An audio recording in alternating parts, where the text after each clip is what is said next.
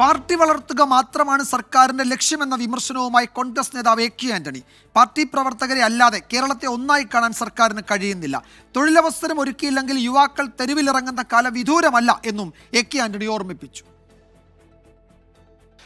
സമീപകാലത്തൊന്നും രാഷ്ട്രീയ വിമർശനം നടത്താൻ തയ്യാറാകാതിരുന്ന എ കെ ആന്റണി ഇന്ന് ആ രീതി മാറ്റി. കേരളത്തിലെ ചെറുപ്പക്കാർ അരക്ഷിതാവസ്ഥയിലാണ്. വിദ്യാഭ്യാസവും ജോലിയും ഉണ്ടെങ്കിലും ആവശ്യത്തിന് ശമ്പളം ലഭിക്കുന്നില്ല. മധുര ഭാഷണം നടത്തി അധിക നാൾ യുവാക്കളെ അടക്കി നിർത്താനാകില്ല. അഗ്നിപർവ്വതം പൊട്ടുന്നതുപോലെ അവർ തെരുവിലിറങ്ങും. സ്റ്റാർട്ടപ്പുകൾ കൊണ്ട് മാത്രം കേരളത്തിലെ ഇന്നത്തെ പുതിയ തലമുറയുടെ തൊഴിലില്ലായ്മയ്ക്ക് പരിഹാരമുള്ള സാധ്യമല്ല. സ്റ്റാർട്ടപ്പ് ഒരു ഭാഗം മാത്രമാണ്.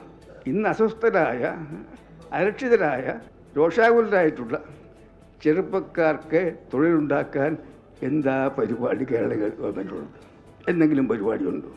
അതിന് പരിപാടിയില്ലെങ്കിൽ കേരളം ഒരിക്കലും ഇതുവരെ കാണാത്ത അഗ്നിപർവ്വതം പൊട്ടിത്തെറിക്കുന്നത് പോലെ കേരള യുവത്വം, വിദ്യാർത്ഥികൾ തെരുവിറങ്ങുന്നൊരു കാലം വിദൂരമല്ല. സർക്കാർ ഒന്നിനും പരിഹാരം കാണുന്നില്ല. എങ്കിൽ ആശാ വർക്കർമാർക്ക് സമരം ചെയ്യേണ്ടി വരുമായിരുന്നില്ല. CITU പ്രവർത്തകർ അല്ലാത്തവർക്ക് ഇവിടെ സമരം ചെയ്യാൻ കഴിയുന്നില്ലെന്നും വിമർശനം. CITUക്കാരല്ലാത്തവർക്ക് ഇവിടെ സമരം ചെയ്യാൻ പറ്റില്ല എന്ന നിലപാടാണ്, അപ്രഖ്യാപിതമായ നിലപാടാണ് കേരളത്തിലെ ഗവൺമെൻറ്റുള്ളത്. ആ നിലപാടുള്ള കാലത്തോളം ഈ ഗവൺമെൻറ്റിന് ഇന്ന് കേരളത്തിലെ വളർന്നു വരുന്ന യുവലോകത്തിൻ്റെ ആശങ്കകൾ, അവരുടെ ദേഷ്യം, രോഷം, അതിന് പരിഹാരമുണ്ടാക്കാൻ കഴിയില്ല. പരിഹാരം ഉണ്ടാകണം. അതുകൊണ്ട് കേരള ഗവൺമെൻറ് നിലപാട് മാറ്റണം.